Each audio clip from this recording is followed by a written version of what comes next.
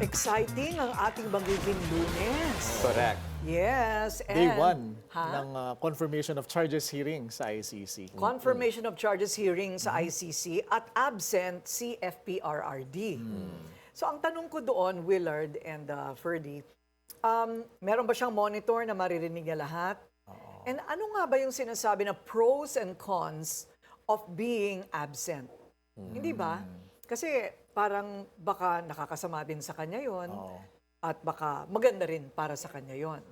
So, Kumbaga, titingnan na lang natin. Legal strategy nila no para mapanindigan nila yung hindi nila kinikilala yung jurisdiction ng ICC. Oo, paano yun? Pero at the same time nandun na eh. Andun na kayo. Oo. Tsaka binasura na yan ng ICC yung sinasabi that they don't have jurisdiction. It's already moot and academic, di ba? Andun na nga. Andun na nga. At nandun na rin si Pinky Webb. Yes. Abangan po ninyo ang kanyang blow-by-blow na report mula sa The Hague, sa the Netherlands. At abangan ninyo ho ang special coverage ng Billionaire News Channel simula Lunes 5:30 PM po yan dito sa BNC.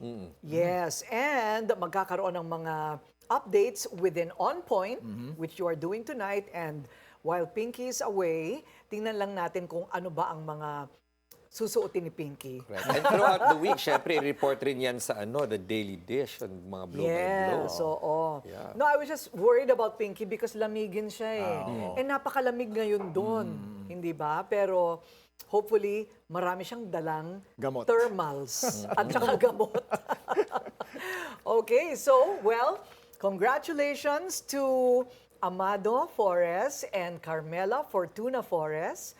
Sila ay ikinasal kahapon. Yes. And, And you look beautiful, my Best dear. wishes, yeah. salamat. Napaka-fresh ng aking friend. I try hard. At sigurado masarap ang handa.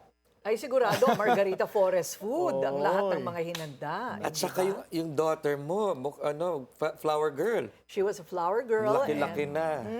Matangkad na, talagang, ewan ko, susunod siya na yung magbabasa dito. Sana naman, Willard. Minsan nandito siya. Ano na lang tayo, viewer na lang tayo. Oo. Kundi matanda na tayo noon. Si Pepe yung Okay. kapalit ko dito. Kasi Ikaw Pepe ko. si Pepe ang kapalit mo.